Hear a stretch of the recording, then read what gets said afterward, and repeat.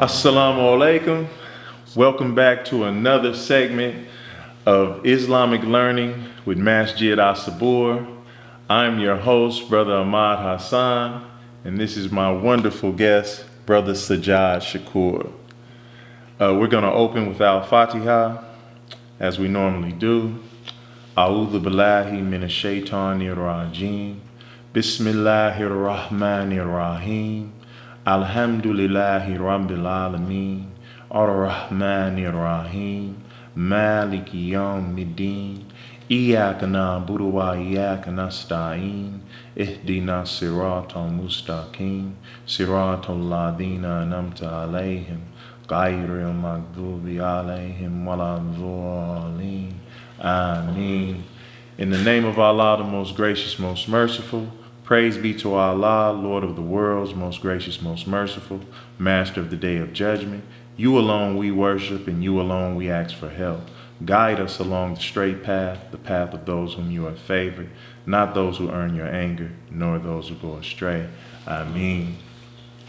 Brother Sajjad, Assalamu alaikum.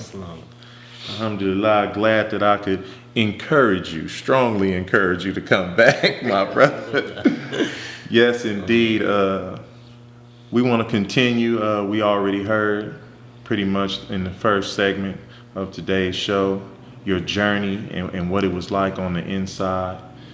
Now let's share with our viewers what it was like once Allah subhanahu wa ta'ala blessed you with your freedom. Assalamu alaikum. Basically, when I got out in 2013, I had made a concerted effort while I was inside.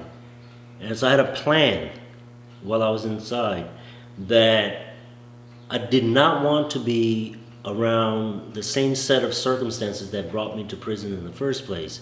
I didn't want to be anywhere near the city, the people, or anything. So even while I was inside, I was planning that I'm going to move to the Bay Area, and I was going to finish my education. I wanted to finish my doctorate, and that meant I was going to probably have to live in my car because the housing in the Bay Area is very expensive. So while I was inside, there were certain things, certain implements for cooking, like a prison hot pot, that I actually took with me when I got out. I took my books, my letters, and a couple of things like the prison hot pot. And I said, this I'm gonna need when I get out. And I'll say you made a lot of good meals that I enjoyed. Thank you. With that hot pot. And I like cooking, right? I like cooking a lot. And I didn't know at the time that my cooking experience in prison, and in fact, when we won the lawsuit, the Muslims won a lawsuit in prison where they allowed us to start having halal food in prison. I was chosen to set up the halal kitchen in San Quentin State Prison.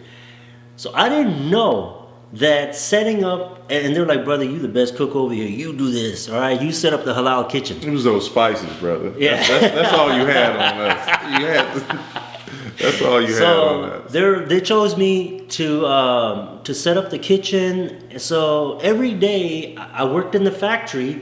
They let me off early from the factory to go cook for the Muslims every day.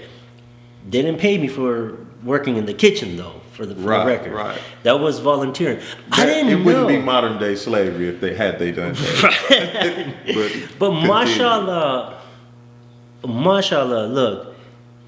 Allah says He rewards the good deeds. Allah rewards the good deeds. He rewards you based on your intentions. My intention was to serve the brothers. That went on for a few years. I had no idea that my experience in the San Quentin kitchen, right, would somehow transition to me opening up a restaurant on the streets. I had no intention to open up a restaurant on the streets. I have a doctorate in education. I wanted to go be a professor at Stanford. MashaAllah, but Allah chooses. Had other plans. Allah had other plans, and we make plans, but Allah is the best of planners. We believe that. So I get out of prison. I'm living in a car. My family bought me a car. So you didn't have a lowrider any longer? No, not anymore. I had a little Prius, and I chose to live in the car because I wanted to save my money. I was working and going to school, and didn't leave me much time to get an apartment anyway. I had no intentions on paying Bay Area rents anyway. Wow. So I lived in my car. I probably slept 4 hours, 5 hours a day. Would wake up in the morning, go to the 24-hour fitness, take my shower, had the hot pot sitting in the locker room, and everyone asking me, "Hey, what is that?" "Oh, I'm just boiling some water, bro. Don't trip." And I had my case of soups in the trunk of the car, and typical. You had a prison. I had a prison, the case of soups, the can of tuna, the mayonnaise, the whole nine Travel yards. kit. Basically, it was an extension of our prison cooking anyway. It was quick, probably not nutritious, but affordable. Affordable, Yeah, very you could live affordable. off noodles. And so I did that for 2.5 years. I didn't think I was going to end up having to do it for 2.5 years, but it just ended up being 2.5 years long. The whole time I'm doing this, though, this is not being done haphazardly. This is not being done out of just not knowing what to do and just being haphazard about it. I had a it was plan. strategic. It was very strategic and very methodical. I knew where I wanted to be, and I knew the kind of steps that I had to take to get there. And I knew my own human potential. This is something Imam Michael Salam instilled in us from day one. He's like, recognize your human potential. So I knew that if I finished my education, I could go teach at the university. But to get to there, I needed to make certain sacrifices. At the same time, I needed money. So to save money, I had to live in my car. So it was very strategic.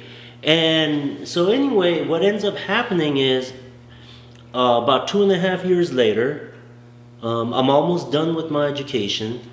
And the imam at our local masjid, Sheikh Tamim, he advises me to quit my career of teaching. Don't even pursue it anymore. Why? That's all I've been thinking about. So all my sacrifices have been tailored for this. And he says, no, I want you to move to Sacramento. I want you to open up a restaurant.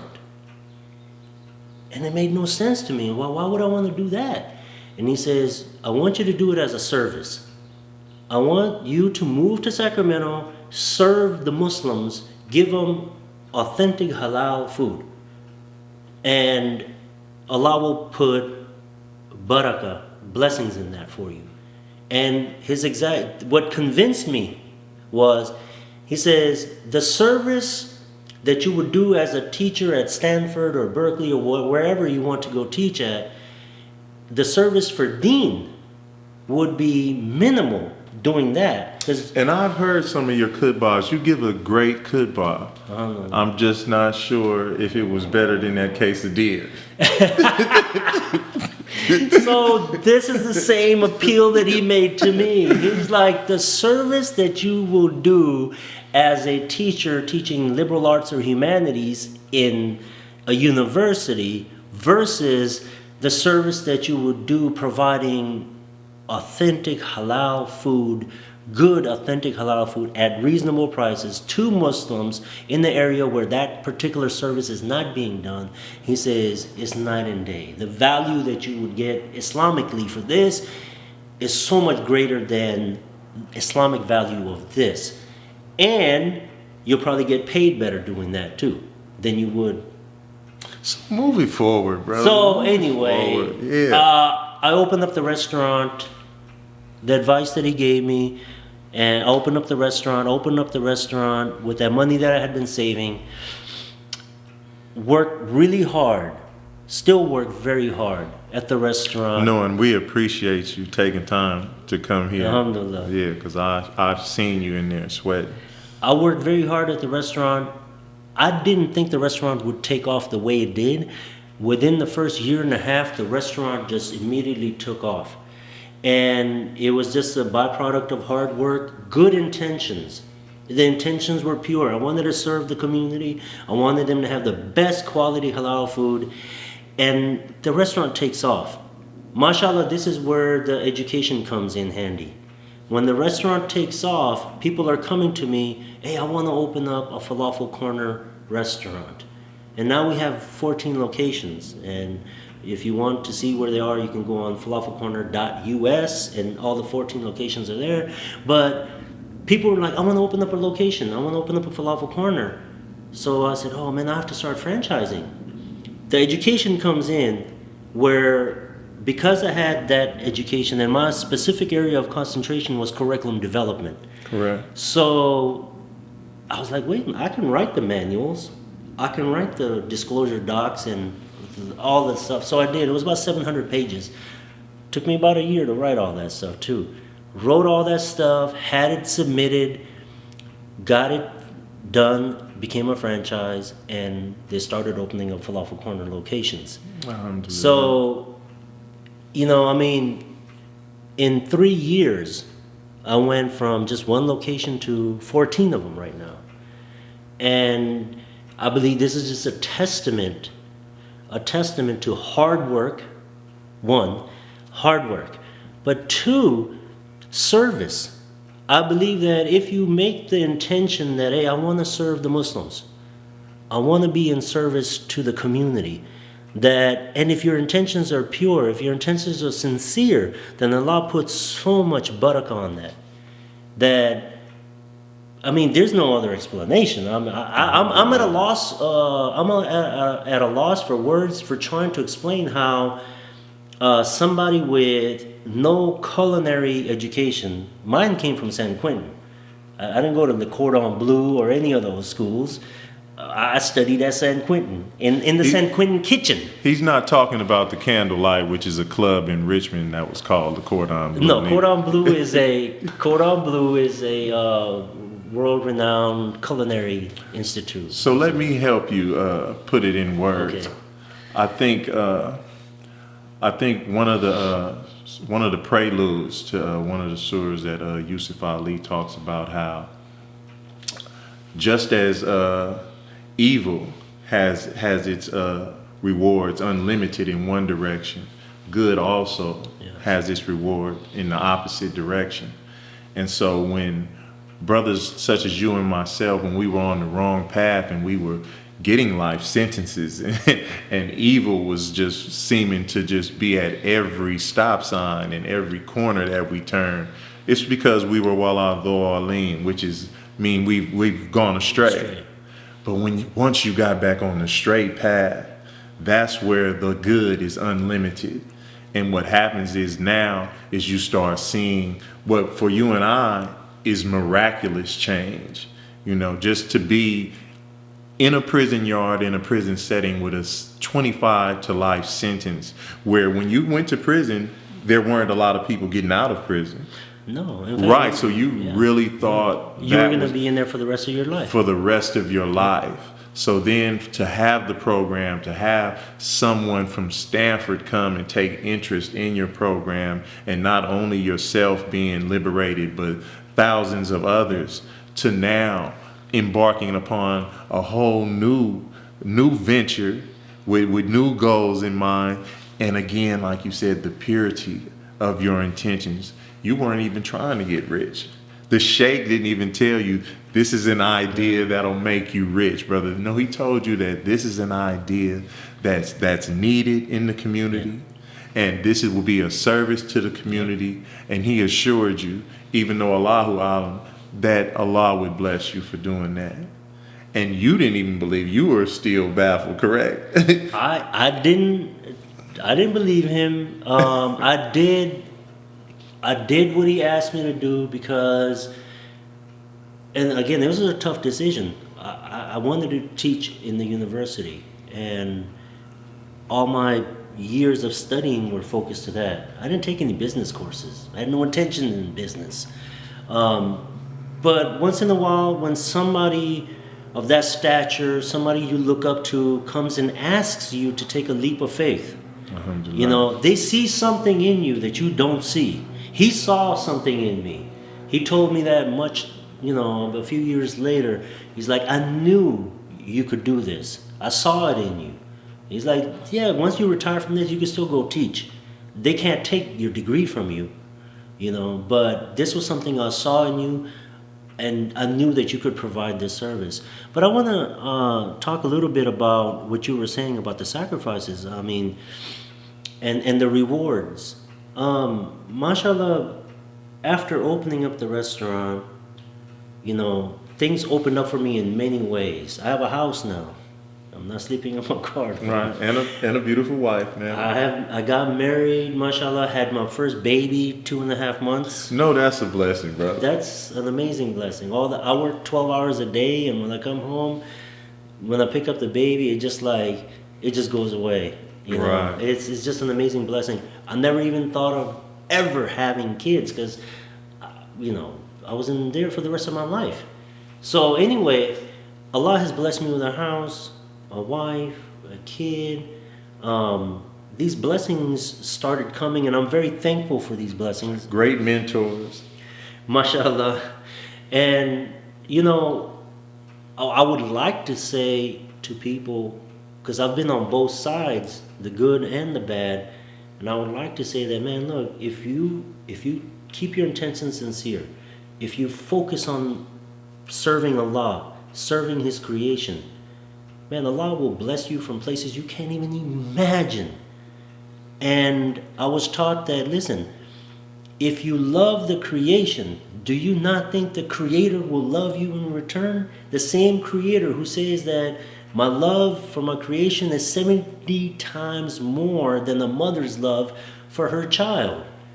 So if you love the creation, if you love to serve the creation, man, Allah will not hold back His treasury. Yeah, and that's a whole nother story that we would have to get into.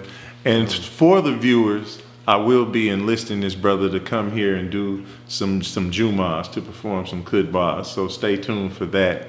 But no, I think it's great, and I think it's also very important that people know that, and that point you just made, where it's said that the angels come around us when we recite the Quran, because they haven't even been given that gift.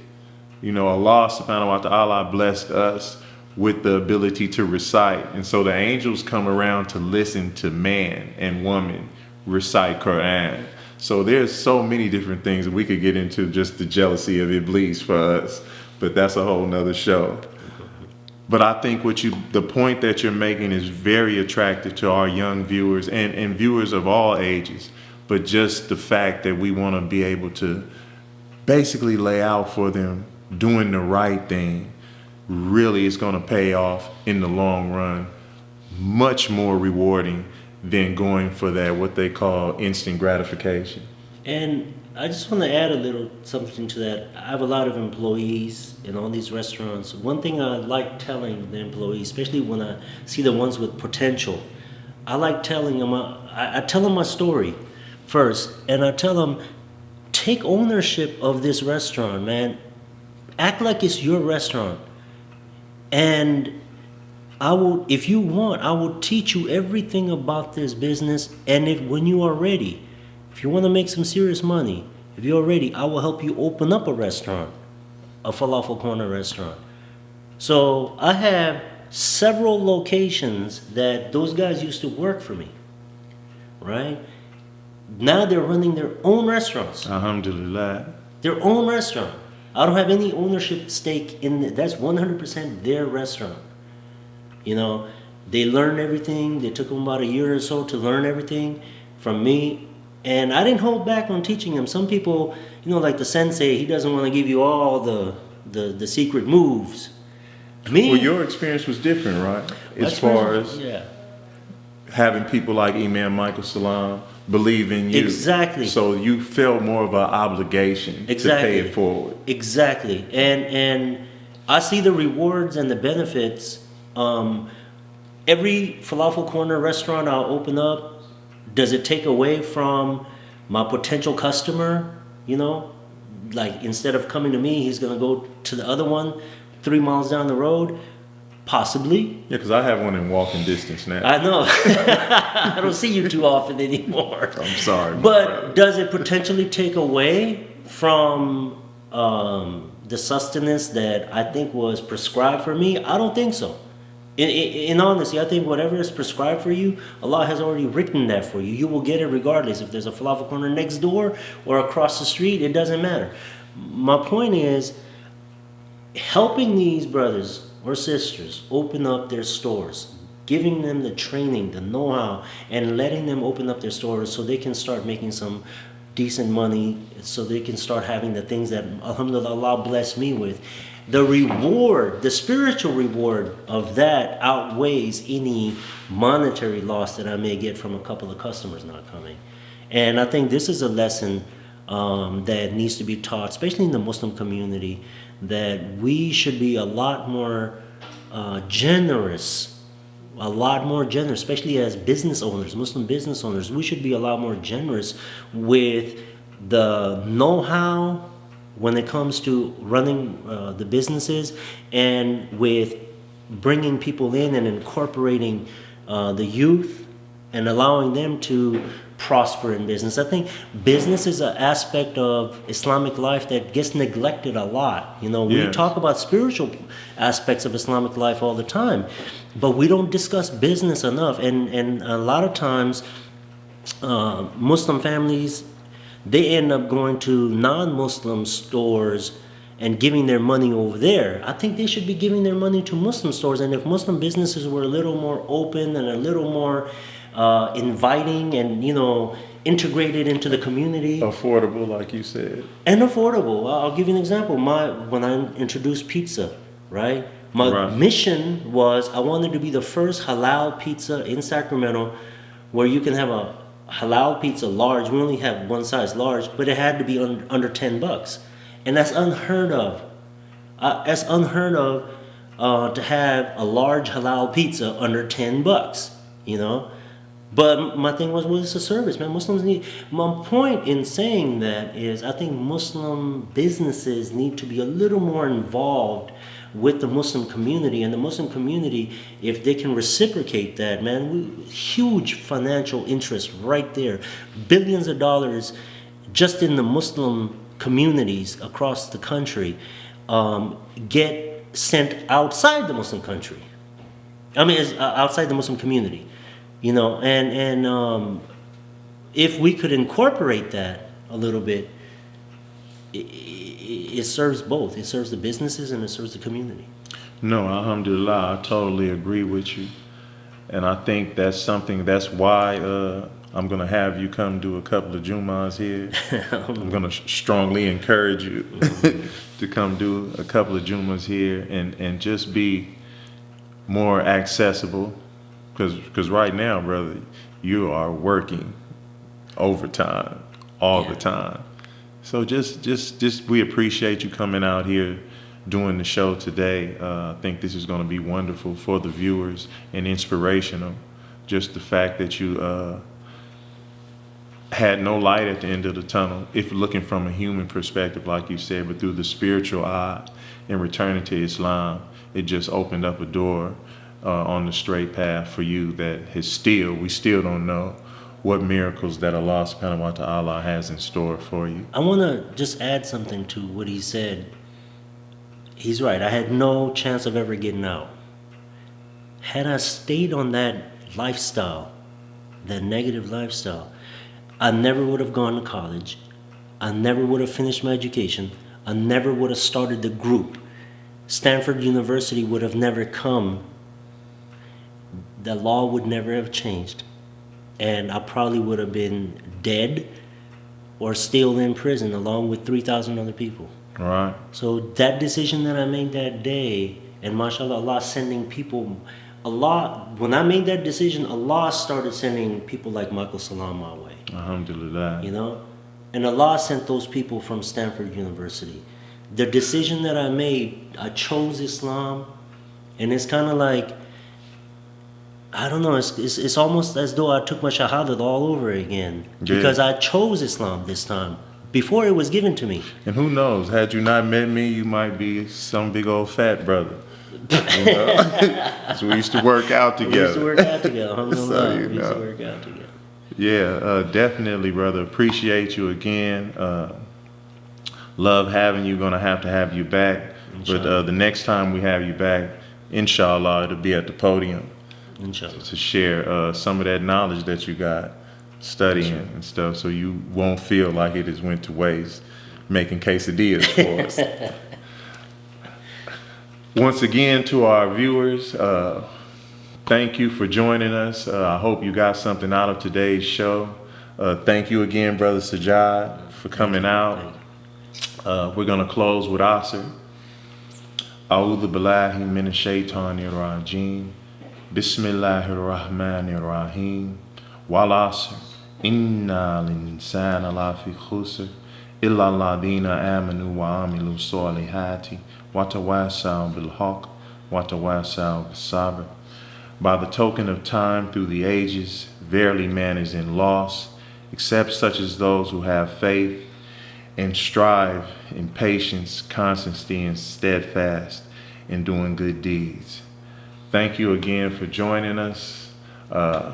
Once again, come out. Juma is here every Friday. We're located at 4926 15th Avenue. Thank you for joining us here, Islamic Learning with Masjid As-Sabur. I am Brother Hassan, your host. Assalamu alaikum.